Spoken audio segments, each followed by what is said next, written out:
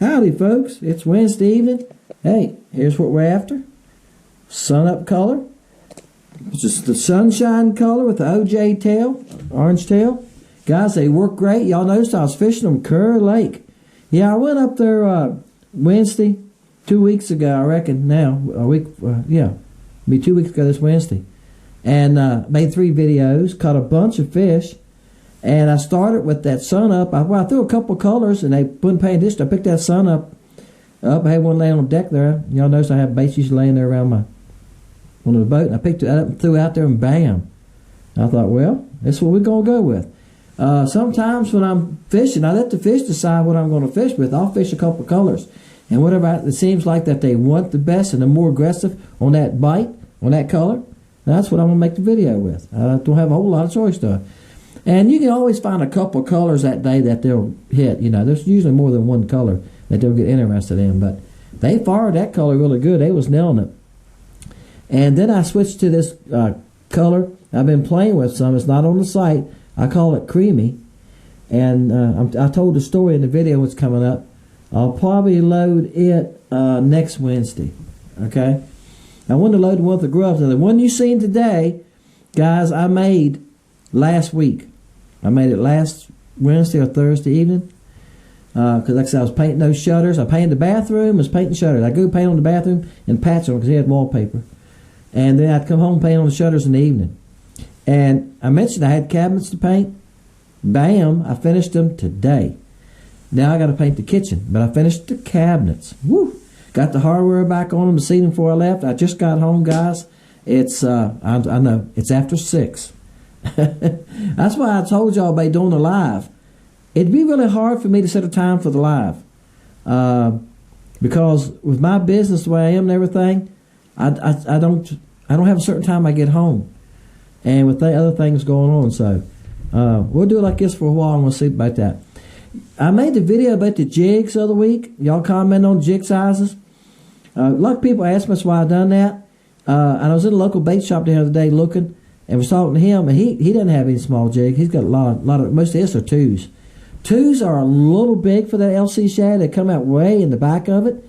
You can use that and catch fish with them, but the 4 fits it much better. And that 4 is plenty of hook.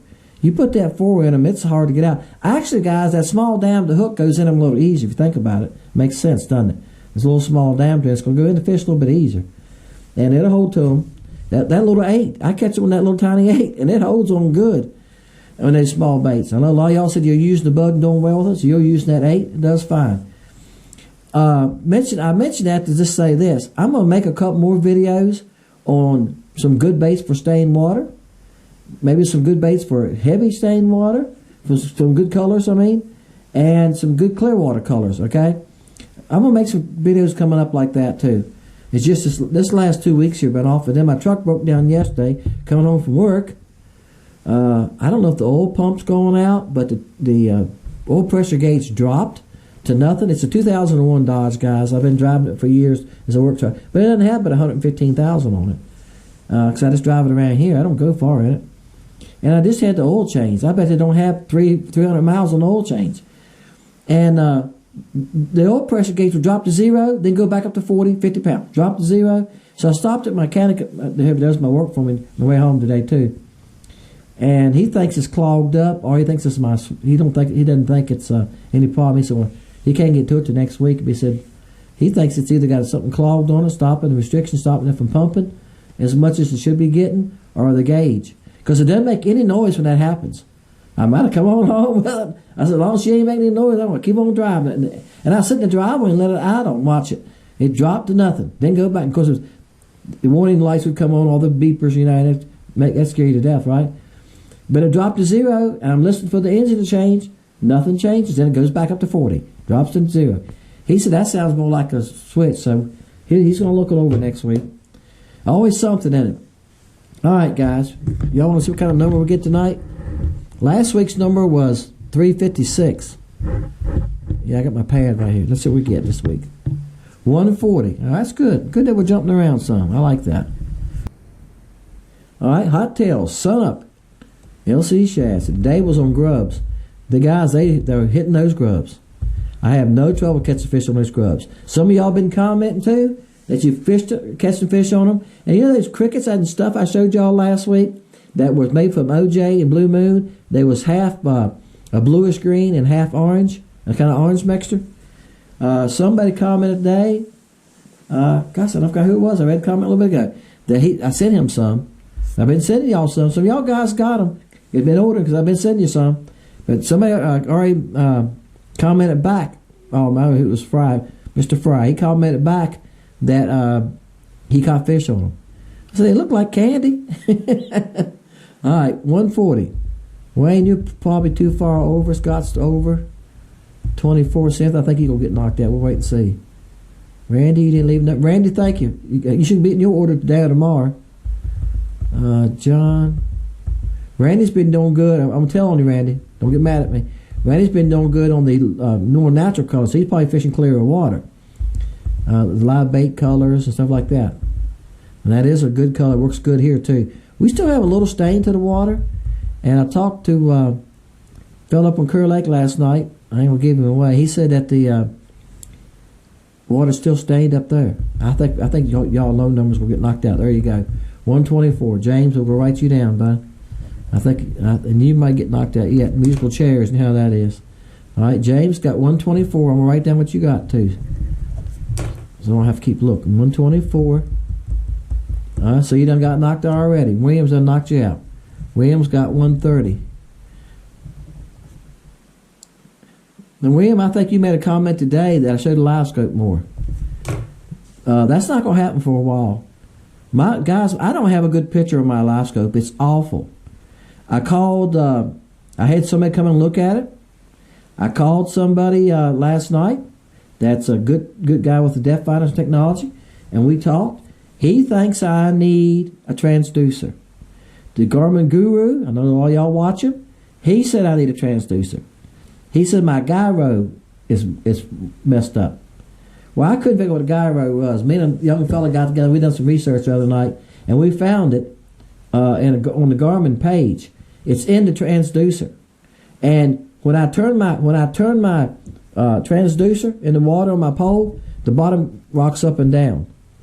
Yeah, and stuff like that.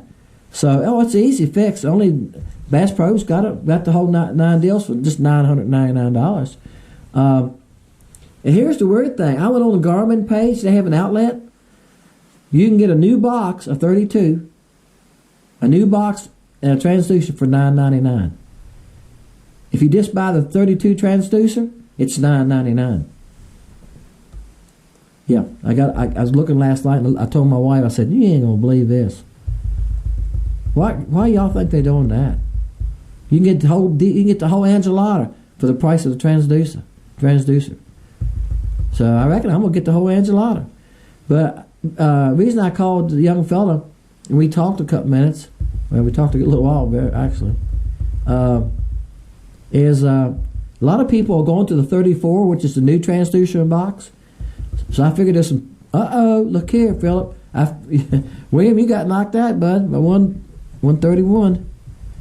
Philip, I feel you've never won. All right. 131. So I figured there would be somebody out there that would have a 32 that's laying up on the shelf or gathering dust, right?